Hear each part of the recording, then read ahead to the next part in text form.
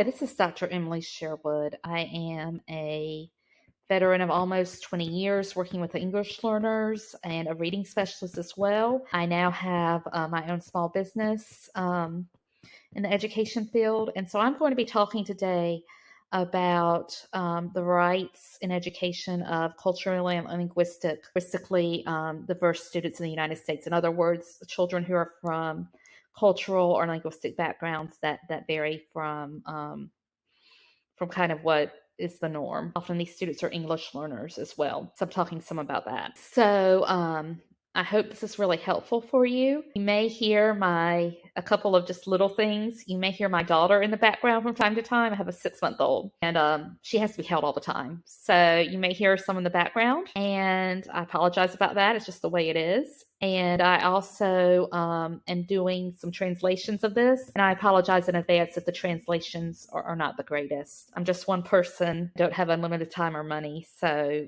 the translations are just what I'm able to do with what I have using technology. So let's get started. Okay, so I'm going to begin by saying that the United States is a country based on rights. Many countries, particularly those in Asia, sometimes in Africa, and sometimes in Latin America. Latin America is kind of a mix. But the governments of those countries are based more on what's right for the country and what's right for society at large. But the United States is not like that. The United States is very individualistic. That means that the United States focuses on the individual, probably the most individualistic country in the world. So in the United States, the government, as well, largely a society, is very rights-based. So the idea of rights in education, especially when it comes to culturally and linguistically diverse students, is actually pretty complex. There's a lot to learn. So to help with this, I have divided these rights into 3 categories for the purpose of this video. The first is the right to go to school, the second is the right to equal treatment, and the third is the right to extra services if needed. Especially if needed for language. So the first right is the right simply to go to school. In the United States, every child can go to school, and that does not matter your nationality, your legal status. If you have a disability, it does not matter. You have the right to go to public school. So in 1982, the year that I was born, there was a case called Plyer versus Doe, and that case decided that children in the United States go to school even if they do not have documented status, permanent residency, or citizenship. So what that means is if you have a child and that child, for whatever reason, does not have a valid visa or green card or was not born in this country, it doesn't matter. Your child can go to school. And there are privacy rights that forbid the school from communicating with ICE. Or any kind of immigration authorities without a warrant, which so far has not happened. It's pretty much standard that schools do not communicate with this, with other agencies. They can get in really big trouble if they do that. And I also want to clear up something because there are some school districts. There was one in Alabama a few years ago, and now there's one in Oklahoma that are trying to determine if students are here with paperwork documented or not. That is an intimidation tactic because those states cannot turn over names to ICE. There's a privacy issue with that, and they just can't do it because there's educational privacy, and I'll talk about that a little bit later in the video. So they will never turn over names to ICE. What those states do is they will determine, and again, they can't really decide. A parent can lie, a parent can just say, I don't want to talk about this, but somebody in that office will decide if they think that student is documented or not, and they will send numbers to the state. And they say that they're doing this for data reasons. In other words, just to know how many students are in the country. There's no reason for that. There's no reason at all for them to know that. They have all the data they need as far as students who are language learners, students who are of different ethnicities. They have all that data already. That's a scare tactic. They want to scare you into not sending your children to school. You have nothing to be afraid of on that end, because as of right now, and things could change, but as of right now, immigration does not get involved with schools, period. Only time that immigration could get involved is, again, if they have a signed warrant. And so far, that has not happened, even with this new immigration crackdown. So schools can and do ask for proof of identity. And in most schools, this is required. I've never worked in a school where this is not required. What that means is basically the schools are looking for the student's birth date to verify what grade the student should be in, and that that the student is of school age. So usually a birth certificate is what most people use for verification of identity, and that can be from a different country. That's not a problem at all. Some other forms of identity are also a passport that has a student's birth date, and also if the parent has a transcript. What a transcript is it's a record of the courses a student took in another school. Records those can be used for proof of identity also.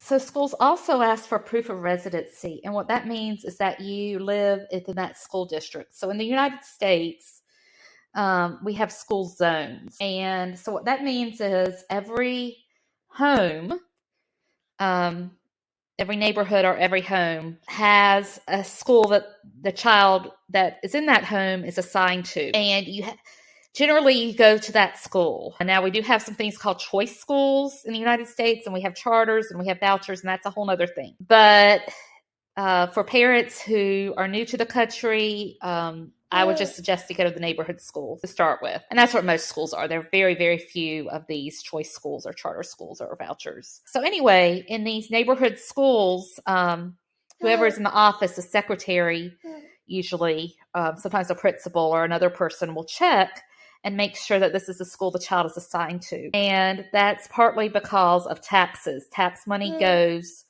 to neighborhood schools. So schools don't want children going to their school if they're not assigned to there and the parent isn't paying both taxes in some form, even if that means just going to the store and buying things. If you go to buy things, then your tax money will go towards the school. So schools vote for children to be within their assigned zone. So to do that, you can have if parents have a license, they can use that, or family members, if the guardian of the child.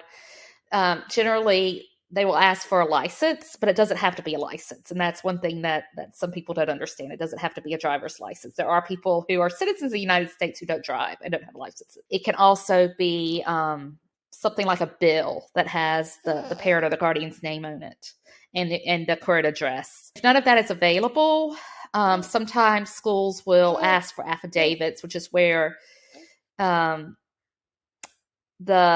parent has to go before a judge or a notary. It's usually a notary, which is just someone who is licensed to take information and make it legal, and say, I promise that I live at this address. So every state in the country has different vaccine requirements for school. And sometimes the requirements are different based on age. For example, I know here in South Carolina, students are required to get the hepatitis shot, I believe, in the 7th grade. So it depends on the student's age, and it also depends on what state the student is in. Vaccines are generally required for everyone. There are what we call exceptions, which means that for some reason the student doesn't have to have the vaccines. I believe every state has a medical exception. So, for example, if the child has had a heart transplant, I have a relative who had a heart transplant as a child, and he cannot get vaccines because his immune system is weak and he just can't get them. There's almost always a medical exception. In fact, I believe every state has it. There are also, in some states, religious exceptions where if the faith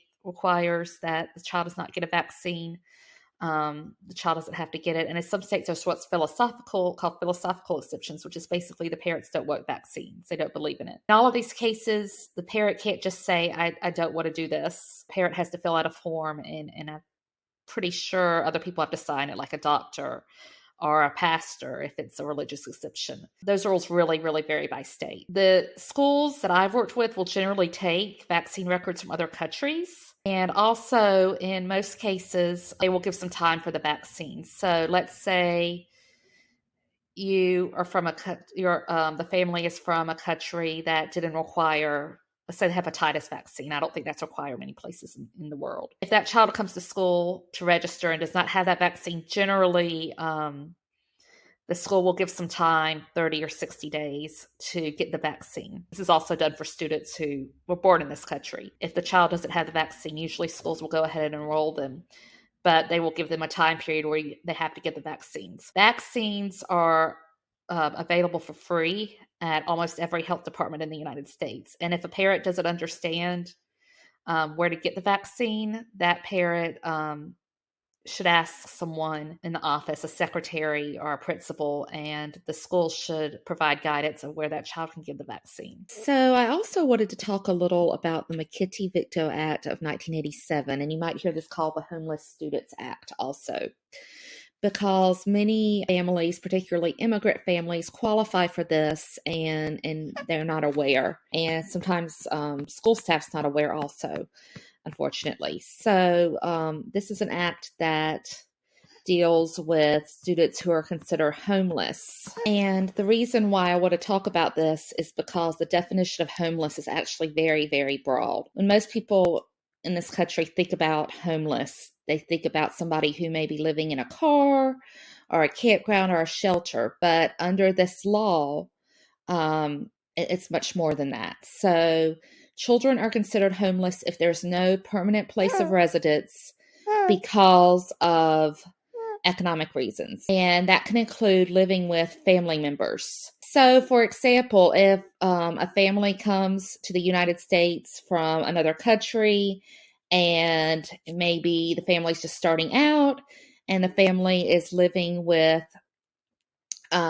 relatives just for a short time, no matter how much money that family earns, that's considered homeless. So many students are considered homeless that would not be considered thought of homeless generally, based on society standards. So if a student is in a situation that's considered homeless, then the student does not need identification and also does not need a vaccine record to start school. Now, that doesn't mean that the student can just go throughout school and never get these things. What it means is that the student can start. And in the cases where the student is homeless, someone at the school, if the school has a social worker, it might be that person, or it may be someone from the district, the homeless liaison. And if you're listening to this and you are a school staff member and you don't know who that is, it's usually the person in charge of federal programs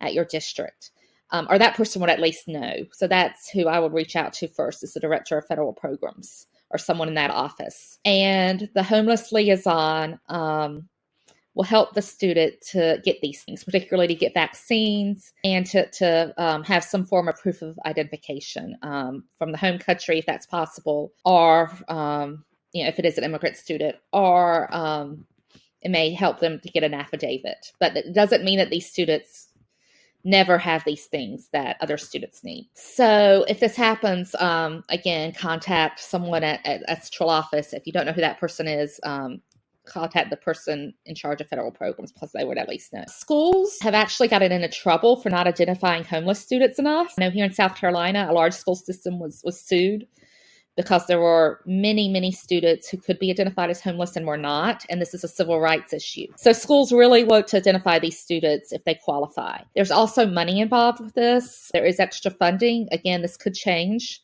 But right now, there's quite a bit of extra funding for homeless students, and schools oftentimes don't use all of that, and they want to use it. So there may be money for things like tutoring or school supplies for these students. And then another benefit is transportation. So if something happens and the student has to change schools because of the economic situation, let's say a student moves from one family member's house to another with a family, then if the student wishes, the school will provide transportation to the original school. If the student likes that school and wants to stay at that school, the school will help them to be able to continue going to that school, either through, it may not be a bus, it may be something like taxis, or it may be a transportation card, or it may be a gas card. But there are benefits to having this identification of homeless. So it can really help some families. And again, because of school privacy rights, this is something that's kept confidential. That means no one knows, that doesn't need to know at the school. Only certain school personnel who are working with the student know, and they do not tell other people. So public neighborhood schools are always free. What that means is there's no tuition charge. This can get confusing because there are students who pay to go to public schools. But generally, those are students who decide to go to a school outside of their school zone. So usually it's like the school district, the next county over. The school district there may charge because, again, that child is not in the school zone. And the family, the family is not likely to contribute in the form of sales tax or other taxes. Now, many schools, especially in the South, will charge extra fees for things that are not required. And the big thing here is technology fees. Most schools today will give students computers. They call that one-to-one schools, one device for each student. And there's a little fee. Usually it's between $10 and $30 a year for those computers. And if a parent does not pay that fee, the child will not get a computer. Now, the child can still go to school. The child can always go to school, but life will be very difficult for that child if that child does not have a computer. Another example are field trips. Field trips are where the class goes somewhere for the day. For example, it might be a museum, or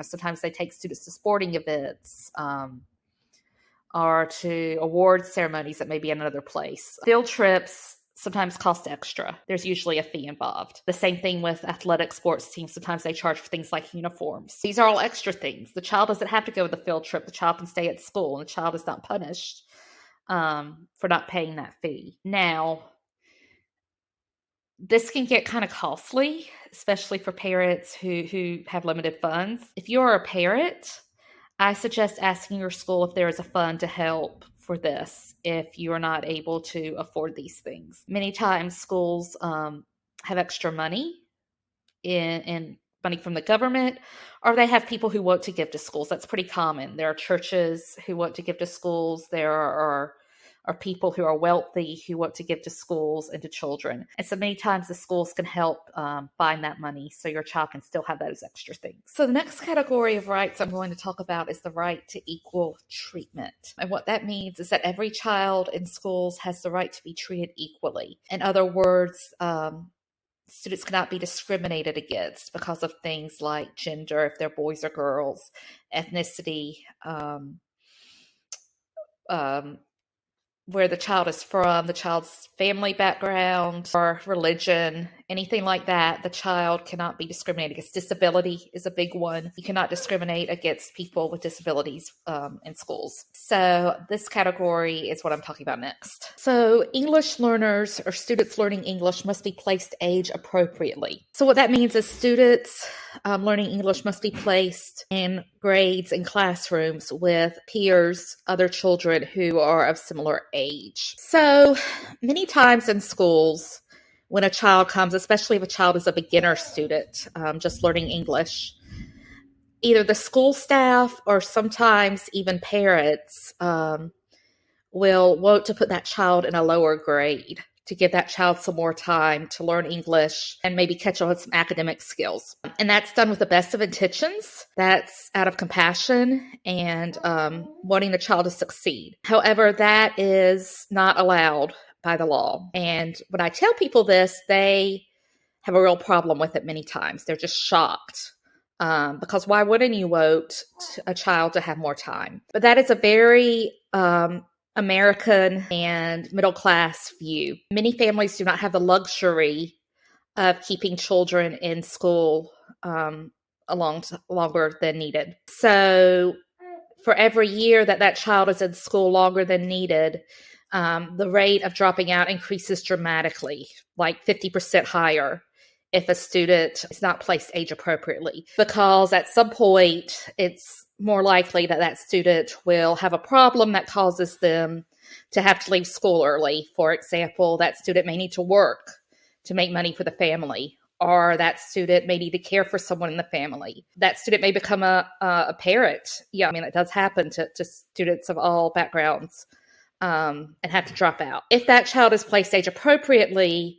and does not have to stay that extra year or more, then it's much more likely that that student's going to graduate. So that's why that law is in effect, that policy is in effect. And it's pretty strict. Usually you have to document if a child's not placed age appropriately and say why. Or if not, it can become a civil rights violation, which no one wants at their schools. All students in the United States have the right to what is called educational privacy. A lot of times school staff will talk about FERPA when they talk about this. FERPA is the law that covers this, and it's Federal Educational Records and Privacy Act, FERPA. And so what this law says is that as much as possible, teachers cannot share information with people other than parents and students. So, for example, a student's grades. The student's grades cannot be shared with others. I know in some countries they post grades, like on the door. They post the student's grades. You cannot do that here in the United States. You cannot share how a student is doing with other people other than the parents and the student. Also, things like test scores cannot be shared. Things like information about a student's disability or health background or discipline issues cannot be shared. All of that is covered under FERPA. So this is why the school cannot communicate with ICE without a signed warrant, because of this Educational Privacy Act. So this is important for parents to understand, because in many cultures this doesn't happen. If a parent votes someone outside of the school to have this information for some reason, like another family member, there might be another family member who needs this information because they have to care for the child, or the child may be seeing a doctor who needs some information. The parent can give permission, can request for the school to send that information to that person, or they can get the information themselves and share it with the person. But that's the only way the school can give information out. So students must have access to the curriculum no matter what is their language or academic background or cultural background. So what this means is that all students are able to do all things that other students are able to do at school, if they qualify. So, for example, a sports team cannot say, well, I'm not going to have that person on my team because they don't speak English well yet. That can't be the reason why the person's not on the sports team. If the student tries out and doesn't make the sports team because the student didn't have the skills, and there were other students who weren't English learners who didn't make the team, then that's acceptable. But it cannot be because the student doesn't speak English. Same thing with art and music classes. The student has the right to take those classes if the student qualifies for them. And foreign language, unfortunately, sometimes students are discouraged from taking foreign language because they're language learners. And that is inappropriate. Students should be able to take foreign language if it's open to all students, or if the student meets the criteria that the school has. Now, unfortunately, because many of our ESOL programs are what we call pull out, and I'm going to talk about this later in this video, but students are pulled out from class to these programs. Students do sometimes miss things like art and music because they don't want for students to miss regular part of the class day. This is a problem that has not been solved yet. Some classes have intervention blocks. Some schools have intervention blocks, and that's the best way to solve it, where every student in the school gets either intervention or enrichment. That's the best way to do it. But logistically, it's very difficult. So this is not something that's truly practiced in a lot of schools yet. There are still students who are not able to take the things that they want to take because of getting help with English or with other things like intervention programs and special education, because those often take place during electives where students get to choose what they like. But as much as possible, students must have access to the curriculum. So if a student is going at a time and the parent does not like it, I encourage that parent to talk to the school and see what can be done, because students, as much as possible, should be able to take the classes they want and do the activities they want. So students also have rights to reasonable cultural and religious accommodations. So what that means, if a student's religion requires something, the school makes a plan to allow it as long as it doesn't interfere with other students or with the functioning of the school. So, for example, some of the big ones are that some students pray, several times a day. That's part of their religion. The school should provide a place for students to do that. It could be a small place. It could be, something very small, but a reasonable accommodation would be to provide a private place for that. Because obviously it would disturb the whole class if the students did it in the class. That would be unreasonable. That would not be a reasonable thing to do if the student is praying out loud while the teacher's teaching. But the student can go to a more private place and pray. Other biggie is food. Many religions allow pork, for example, and some don't allow beef in that religion. And so the cafeterias of the school have to provide a different meal for those students on days when that is offered. And that's required by law. Now, sometimes people don't understand that, particularly people in the cafeteria don't understand that. They may not have received training. And in that case, the parent needs to go to the principal, usually to the principal, and that is a word, go to somebody's central office, because the schools, that's a reasonable accommodation that the school can provide a different meal just for that one child. There's usually lots of different food that the school can provide and do it pretty easily. Now, what's unreasonable is what someone voted in Tennessee, where I used to live. Someone at a school district voted the school to totally ban all pork. He didn't vote the school to offer pork at all. That didn't happen because that's unreasonable. The school already has its menu. It already has the food that it's planned and people who are sending the school the food. So that's unreasonable if the parent expects the school to do it for every child. But it's reasonable to do for one child. Again, that's something that's pretty easy for the school.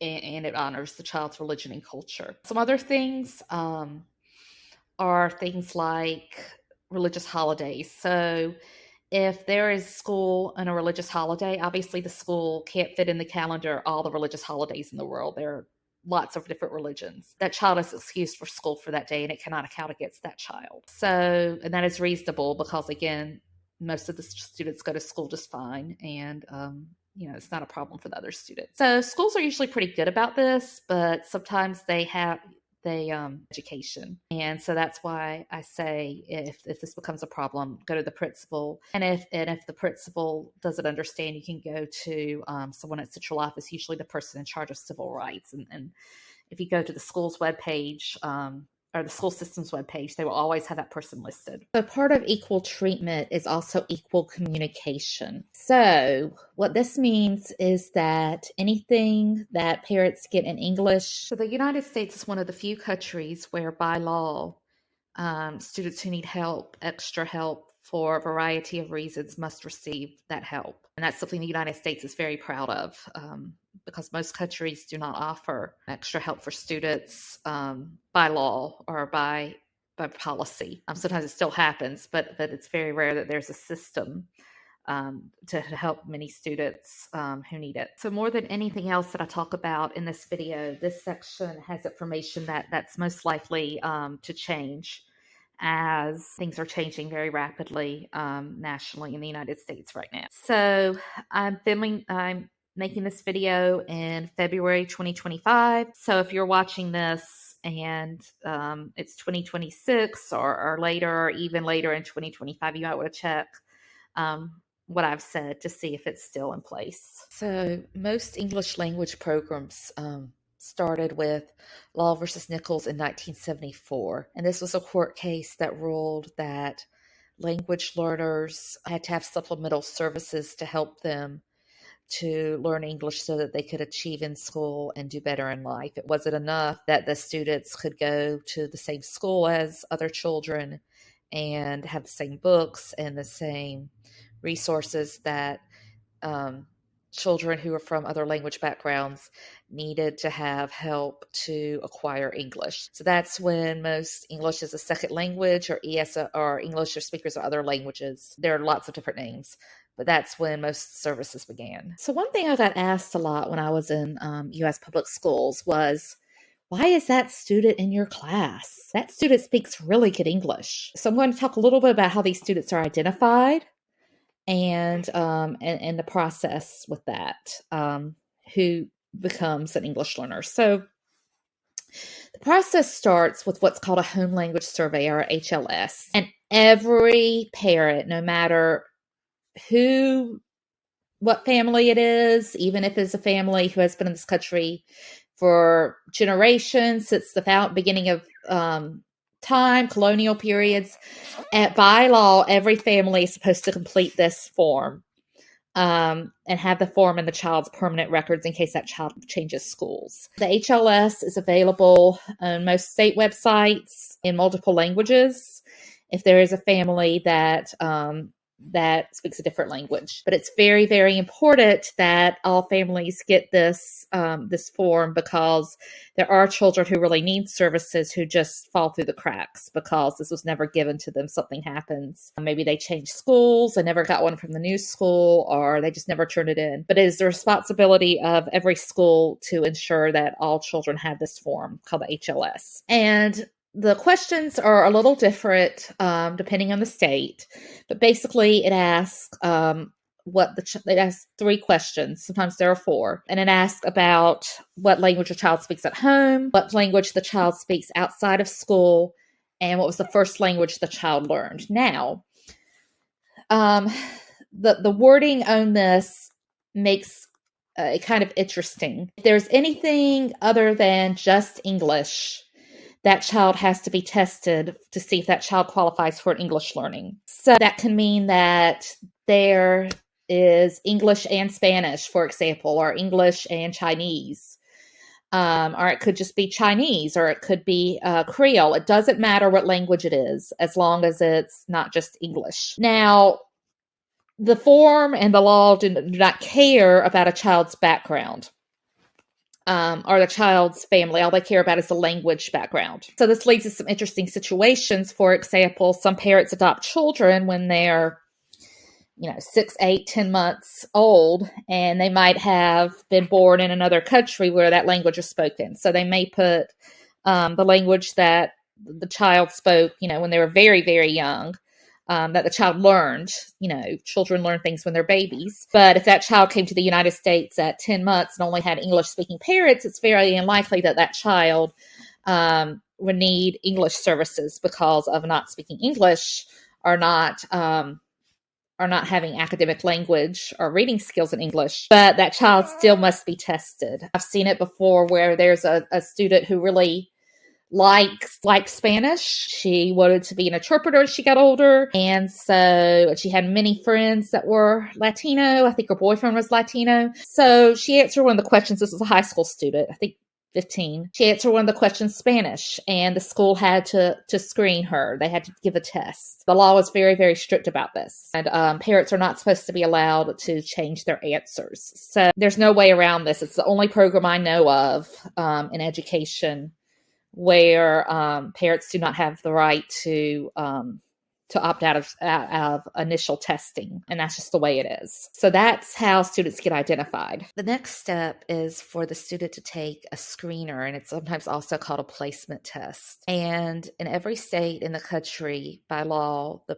placement test, or the screener, has to include testing for listening, speaking, reading, and writing, because those are considered the 4 domains, or the 4 parts of language. So the student has to take this test, and based on the test, the whoever's giving the test, the teacher that's giving the test, will come up with a score based on the student's responses, and based on that score, will determine if the child qualifies for English language services or not, and if so, about what kind of help the child may need. I want to go over 2 common practices that come with identification of English learners and their instruction. The first is waivers. So parents do have the right to waive services. What that means is if the parent does not want the child to be in English learner services, the parent has the right to say, I don't want my child to have this extra help. Now,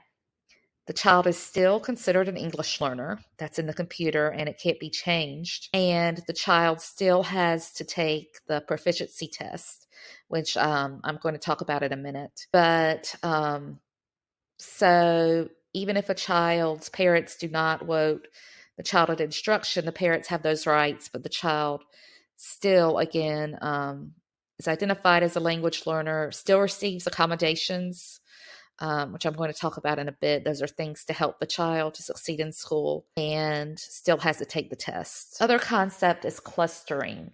And this is done a lot in certain geographic areas, like it was done a lot in Tennessee, particularly East Tennessee, where students may be really spread out. For example, there might be one or two students at a school who qualify for English services. So clustering is the idea of all the students who need English services or who need a high level of English services, students who may be beginners, all go to a particular school. And so this is done again in places where there may just be, a few students in a school who qualify for English learner services. There's not enough to have a teacher there most of the day. So with clustering, the students might take a bus and go to a different school. And this is a practice that's in South Carolina, it's not done hardly at all, but in Tennessee, it's very common. So it depends on the area that you are in, that clustering is done or not. So all English instruction must be based on a model that's based on research. That means a way of teaching that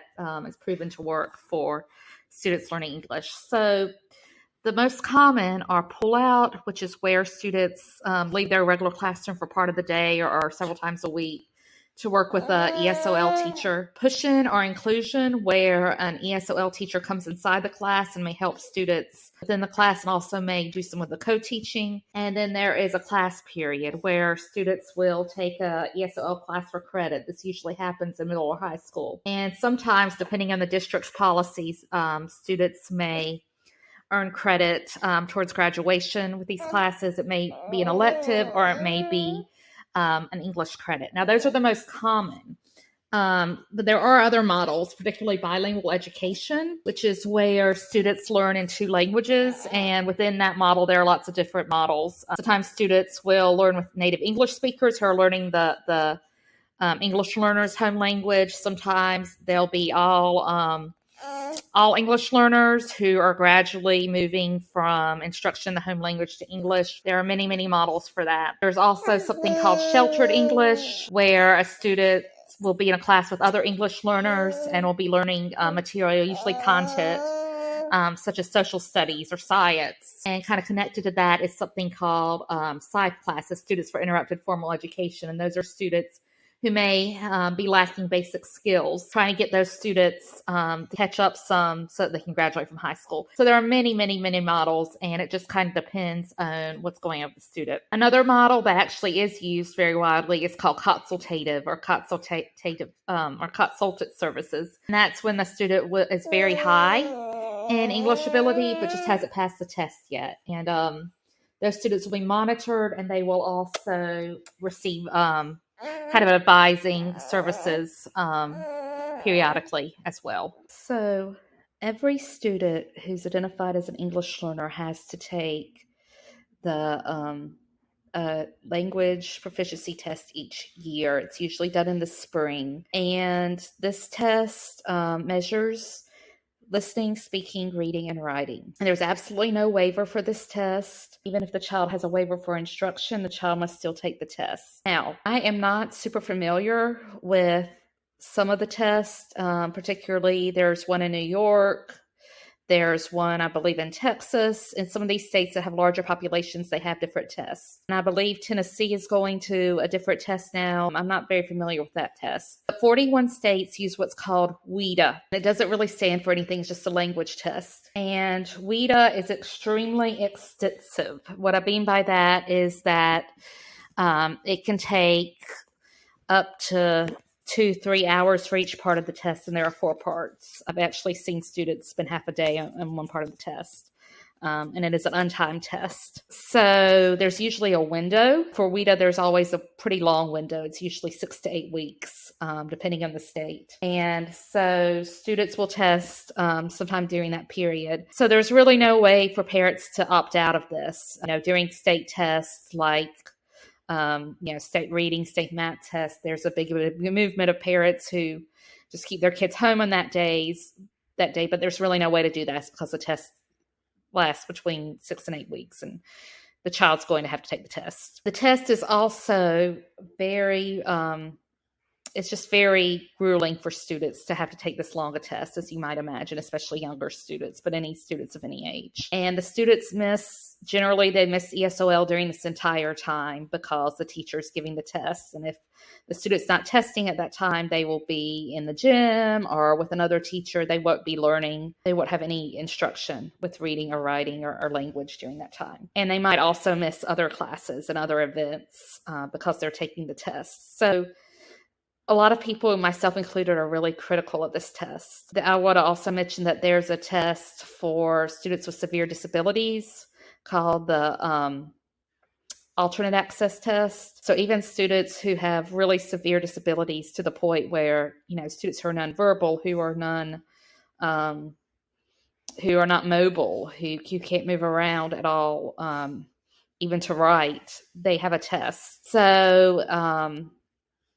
So yeah, this is just a lot for students. And the exit criteria, because the test is so hard, many of the native English students who speak English as their first language, could not pass the reading and the writing part of the test. And students take this in addition to all their other tests. So this is an extra test for English learners. So you begin to understand why there is criticism of this test, with its length, with its difficulty to be exit. So that's another reason why students who may seemingly have good English skills are still in ESOL, because they can't pass the test. South Carolina and many other states are lowering their exit criteria. So for example, the WIDA has a scale of 1 to 6 for the score, and it used to be that you needed, I think it was a 4.5 composite. I can't remember the details. I only worked in public schools here 1 year, but now it's 4.0. So yeah, the students only have to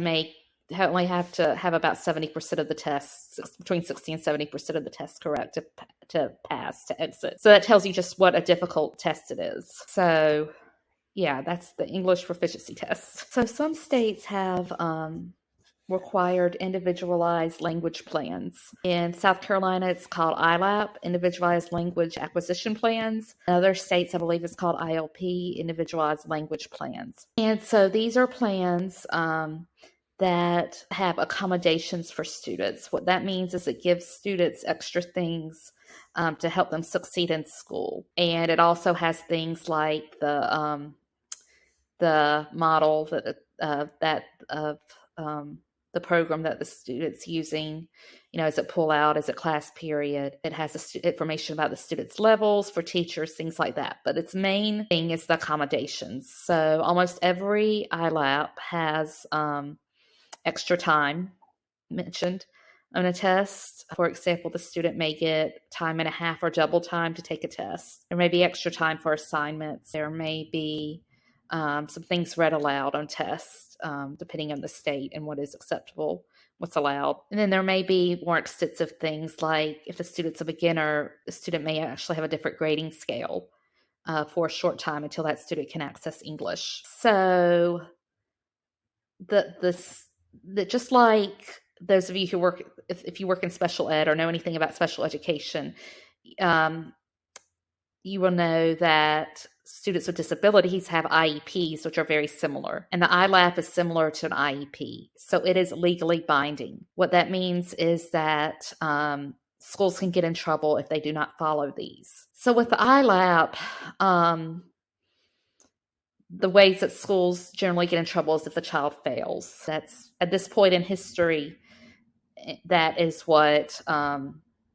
that's what schools get in trouble for, if students fail because the teachers are not doing the accommodations. So many schools, especially ones that have low levels of English students where maybe the teachers don't have training, they're actually just passing students on because the teachers are not following the ILAPs. That's something that's unfortunately pretty common. I'm hoping that soon there will be more resources to help teachers with this and to train them on what ILAPs are. But for now, that's kind of how it works. So the ILAP gives information and accommodations for students. So I'm going to switch and talk about other programs and practices and English language students. So one practice that is still pretty common in the United States that's not always found in other countries is what we call grade retention. And about 7% of students go through this overall, not just English learners, but students in the United States in general are affected by this. So grade retention is the idea that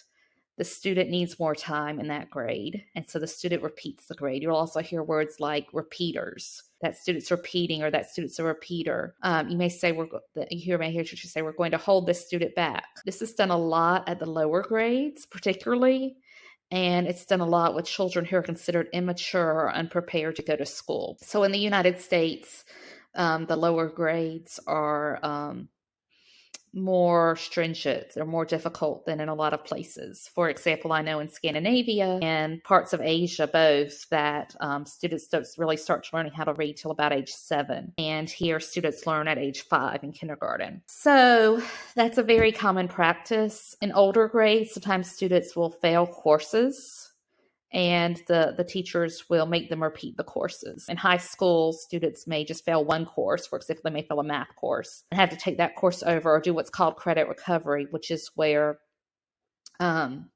students will work usually on a computer and do the course again so that they can get that credit. The law says that English learners cannot be failed based on language. So if a child fails, it cannot just be because that child is a language learner. Now, some schools and some districts have taken this to mean the child cannot fail, period. That is not true. What it means is that you have to have evidence that the child is not failing simply because of language or simply because of the not having background knowledge or not having a strong academic foundation, which often happens with students who immigrate from other places. They may not have basic skills that students here are expected to have. For example, if a student doesn't turn anything in all year, that student can be failed because obviously that's not language. The student's not making an effort, then that's not language. So legally, there has to be documentation that it's not just language, that there's other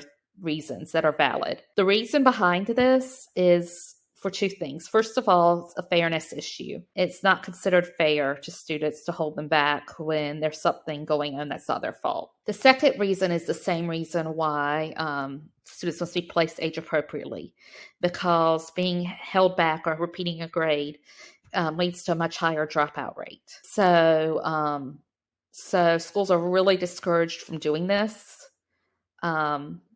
Because it really does put the student at risk of not graduating. So again, a student can fail, a student can repeat a grade or be held back, but it should be very, very rare, and it should be based on valid reasons that are not just language. So the last program I'm going to talk about is migrant education. So migrant students are students who have had to move within 3 years for the parents' work and whose parents work in agriculture or in food processing. So usually the children of farmers, the children of people who might work in meat packaging plants or chicken plants. Migrants do not have to be immigrants, and they don't have to speak a different language. There are lots of migrants who could speak English as a native language. And in South Carolina, there's something like twice as many migrant students as there are English learner students. And not all English learner students are migrant as well. Students' parents have a variety of jobs. So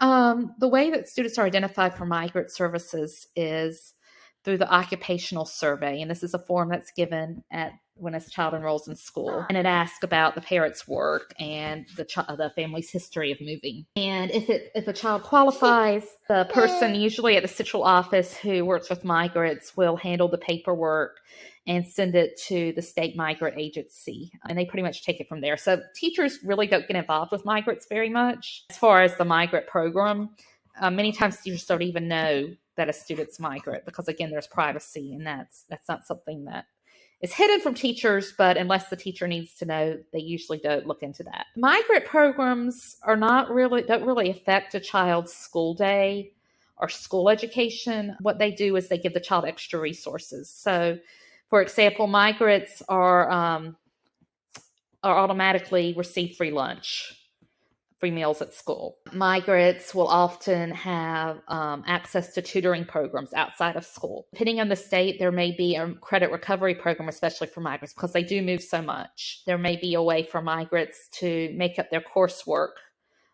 quicker and in a more easier way that may include using the home language. Sometimes there's summer programs for migrants. So migrants is just extra help, but it doesn't really affect a child during the school day. And again, this is only affects some of the English learners, and it affects students who are not English learners as well. So that's all for this video. I hope this was helpful for you. And thank you for joining me and Ellie, my co-host, my infant daughter.